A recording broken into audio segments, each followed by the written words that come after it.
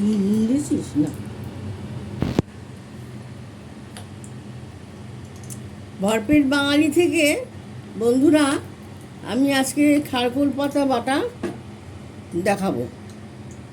খারকুল পাতা, এই যে খারকুল পাতা বেটে নিয়েছি, কালো কাঁচা লঙ্কা দিয়ে মিক্সিতে বেটে নিয়েছি।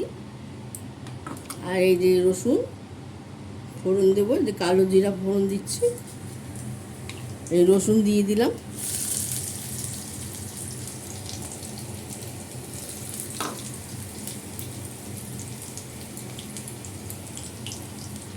দেখে নিতে আচ্ছা, চিংড়ি মাছ দিয়ে করব খারকুল পাতা বাটা, চিংড়ি মাছ দিয়ে করব। এটা চিংড়ি মাছটা দিয়ে দিলাম।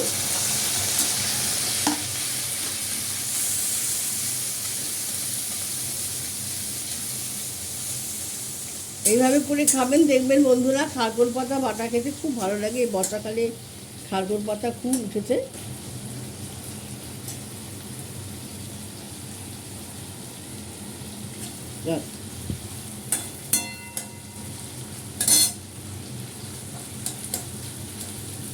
চিংড়ি মাছটা আমার ভাজা হয়ে গেছে। হলুদ গুঁড়ো, লঙ্কা গুঁড়ো দিয়ে দিলাম।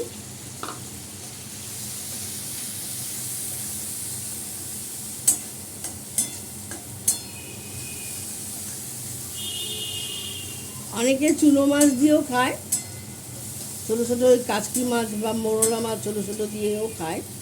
আমি আজকে চিংড়ি মাছ দিলাম। চিংড়ি মাছ তো যেখানে পড়বে সেটাই অমৃত। আর এই যে খারকুল পাতাটা দিয়ে দিলাম।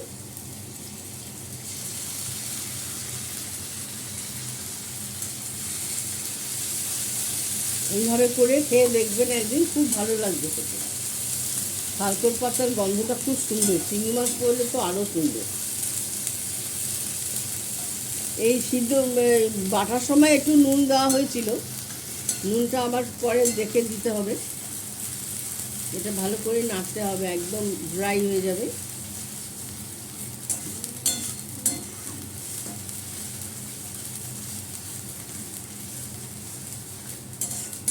এই যে শুকনো হয়ে আসছে।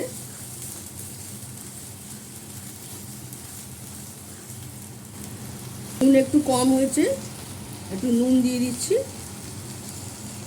একটু আটা দিয়ে দিচ্ছি, আরও ড্রাই হয়ে যাবে।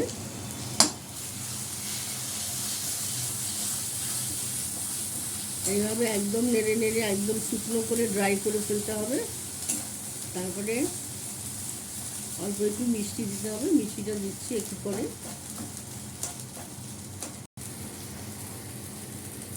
একটু মিষ্টি দিয়ে দিলাম।